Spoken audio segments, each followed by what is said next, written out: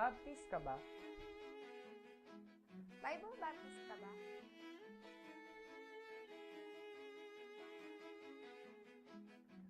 Taga Lighthouse, ang church na lumalago.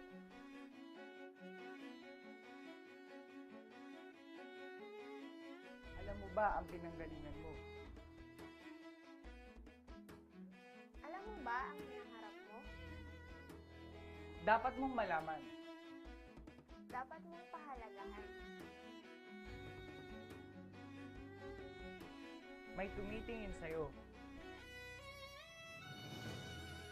Anong nakikita mo? Tama ba tinitignan mo? Alam mo ba ang pinagdaanan ng church? Ano tayo noon? Paano tayo lumago? Actually, mahirap i-measure ang church growth. But the Word of God, or the Bible, gave us some actual measurements. Pero building lang yan. Mga gamit lang yan. Hindi yan ang church. Hindi lang yan ang paglago. Paano ba nasusukat ang paglago? Ito ang church. Ito ang lumalagong church. Come together, minister together, and do the ministry. Let us see if we are growing. And these are some biblical guidelines or parameters of growth. First is faith. Second is utterance. Third, knowledge. Fourth, diligence. Fifth, that is your love and respect to the man of God or to your pastor. Sixth is the grace of giving.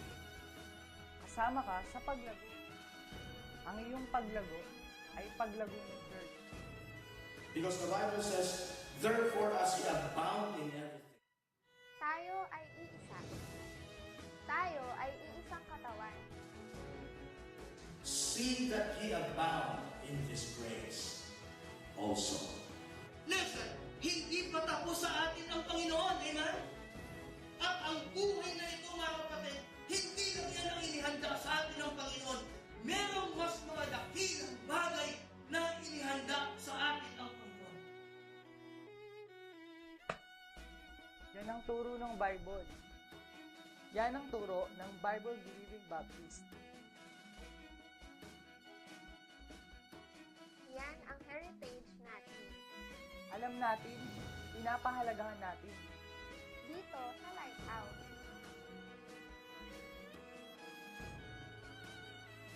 Tumitingin sila. Naghihintay. Naghihintay ng legacy natin. Let's take part! Let's leave a good legacy.